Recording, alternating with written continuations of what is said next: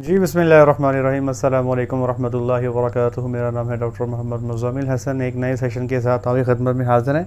आज 2 रबीउल अव्वल है जी, और आज जो हम आपको किस्सा सुनाने जा रहे हैं बड़े मज़े का किस्सा है जी। तो आप सल्लल्लाहु अलैहि वसल्लम एक दफ़ा सैर के लिए निकलते हैं जी। तो जब सैर पे जाते हैं तो एक काफ़िला देखते हैं, और वहाँ पे कुछ ऊँट जो हैं वो चराई वाले मौजूद होते हैं। तो उनमें से एक सुर्ख रंग का ऊँट जो है वो हज़रत मोहम्मद सल्लल्लाहु अलैहि वसल्लम को पसंद आ जाता है जी। अच्छा, तो वो क्या करते हैं, वो काफ़िले वालों के पास जाते हैं। मैं इस वाक़े का मफ़हूम बयान कर रहा हूँ। वो जाते हैं काफ़िले वालों के पास और उनसे कहते हैं, हाँ भाई ऊँट बेचते हो? तो वो जनाब कहते हैं जी बेचते हैं। अब उनका सलाह थी या नहीं थी, लेकिन वो कहते हैं जी हम ऊँट बेचते हैं। तो अब जब ऊँट की कीमत तय हो जाती है, ठीक है जी, तो आप सल्लल्लाहु अलैहि वसल्लम फरमाते हैं जी कि मैं चूँकि यहाँ पे तिजारत की गर्ज से नहीं आया था, तो मेरे पास अभी पैसे तो नहीं हैं, लेकिन आप मुझे ऊँट दे दें, मैं वापस जाऊँगा और आपकी जो माल जो जो भी कीमत है ऊँट की मैं आपको भेज दूँगा इंशाल्लाह। तो वो कहते हैं ठीक है जी। तो आप सल्लल्लाहु अलैहि वसल्लम जो है वो उस सुर्ख रंग का जो ऊँट है उसको पकड़ते हैं और जाना शुरू कर देते हैं। अब सारे काफ़िले वाले जो हैं वो उनको देखी जा रहे हैं, देखते रहते हैं, देखते जाते हैं कि हत्ता कि वो आँखों से ओझल हो जाते हैं। जब वो आँखों से ओझल हो जाते हैं तो यकदम जैसे कोई बंदा सकते से बाहर निकलता है ना, कि वो ऐसे करके वो सोचते हैं कि यार ये क्या हुआ हमारे साथ। एक दूसरे से पूछने लग जाते हैं कि यार ये जो बंदा आया था अभी हमसे ऊँट ले गया, क्या आप में से कोई इसको जानता है?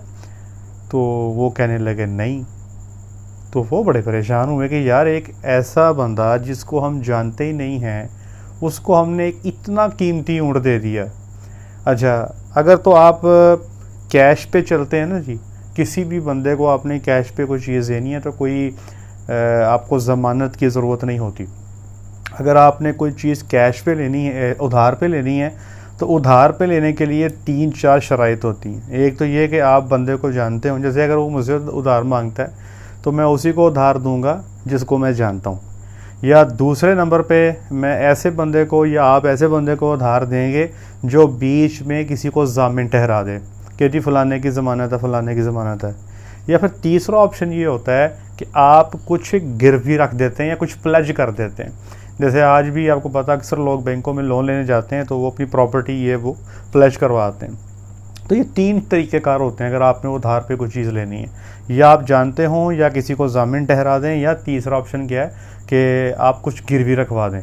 अब वो कहते हैं कि लो जी, एक बंदा आया जिसने अपने हुस्न से, अपने हुस्न व जमाल से हमें बहका कर हमारा कीमती ऊँट ले गया। तो वो कहते, उनमें से एक बोला, वो कहते यार मैं क्या करता, जब वो बात करते थे तो उनके मुंह से फूल झड़ते थे। तो दूसरा जो है वो बोलता है जी कि जब वो मुस्कुराते थे तो पहाड़ों पर उसकी चमक पड़ती थी।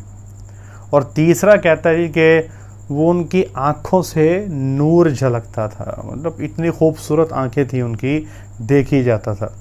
अच्छा, अब जब ये बातचीत करके फारिग होते हैं कि यार लगता है ऊँट ले गए हमसे ना जी, हथिया के ले गए या हमें बेवकूफ़ जो भी है, पास ही एक खैमे में उसी काफ़िले के सरदार की बीवी जो है वो बात करती है वहाँ से ना, किसी पर्दे की ओट में बात करती है कि ख़बरदार आपने उस बंदे के बारे में कोई बात नहीं करनी। वो कहते हैं अच्छा अच्छा तुम इसको जानती हो? वो कहते हैं नहीं, जानती तो मैं भी नहीं हूँ। तो कहते हैं अगर तुम इसको जानती नहीं हो तो भी तुम ये ऐसी बात क्यों कर रही हो?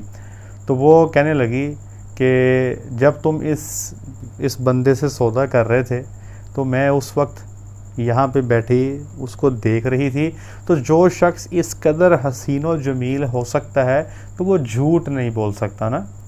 तो फिर कुछ अरसे के बाद जो है आप सल्लल्लाहु अलैहि वसल्लम के ग़ुलाम हाज़िर होते हैं और वो इस काफ़िले के पास आते हैं जी। काफ़िले के पास आके वो काफ़िले के लोगों के लिए को कुछ खजूरें पेश करते हैं और कहते हैं आप सल्लल्लाहु अलैहि वसल्लम ने आपकी ज़ियाफ़त के लिए कुछ खजूरें भेजी हैं और ये आपके ऊँट की कीमत है जी। तो वो जो काफ़िला है वो कहता है जी कि कीमत तो हम लेंगे, लेकिन पहले हमें उसके पास लेकर चलो, ठीक है जी, हमें बताओ कि वो हस्ती रहती किधर है। तो वो बताते हैं जी कि ये सामने मदीना मुनव्वरा में आप सल्लल्लाहु अलैहि वसल्लम रिहाइश पज़ीर हैं, तो ये पूरा का पूरा काफ़िला यहाँ से रवाना होता है और आप सल्लल्लाहु अलैहि वसल्लम के पास हाज़िर होता है। तो इस काफ़िले को वफ़द तारिक बोलते हैं।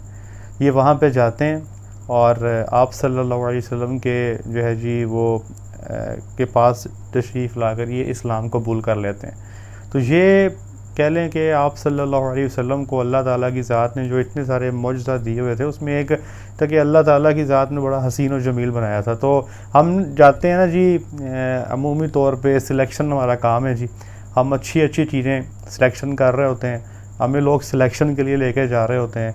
कभी कोई कहता है कि हमें अच्छा बुल सेलेक्ट कर दो, कभी हमें कोई कहता है कि अच्छी गाय सेलेक्ट कर दो।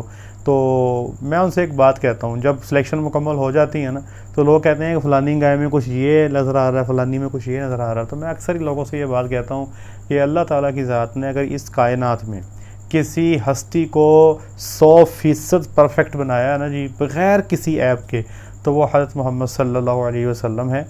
सिर्फ वही एक ज़ात है जिसको अल्लाह ताला की ज़ात ने बिल्कुल परफेक्ट और बेहतरीन तख्लीक किया। बाकी जितनी मखलूक भी है, आप नोट कीजिएगा, बहुत सारे लोगों में कुछ ना कुछ, जैसे हम कहते हैं ना नज़र वटू, ठीक है जी, तो वो होते ही हैं। आप नोट कीजिएगा, मैंने तो बड़ा नोट किया है, बड़े बड़े ऐसे ही लोग देखें नज़र वटू ज़रूर होते हैं। कहीं ना कहीं नज़र आ रहा होता है कि यार ये चीज़ अगर ऐसे हो जाती ना तो ऐसे हो जाता। तो अल्लाह ताला की ज़ात ने हज़रत मोहम्मद सल्लल्लाहु अलैहि वसल्लम को इंतहा दर्जे का हुस्न अता किया था। और ये तो मैंने एक मिसाल आपको बताई है कि वो लोग देखें ना जी, अगर आप भी मार्केट में हों, आपके पास कोई बंदा आके ऊँट पकड़ के ले जाए और आपको कहे जी मैं पैसे भेजता हूँ, तो इमेजिन करें कि आप, क्या पॉसिबल है, ऐसे कर सकते हैं? नहीं करेंगे आप। तो ये सारा वाक़या जो है ये हज़रत इमाम ज़ुरक़ानी जो है इन्होंने इसको जो है वो पेश किया है।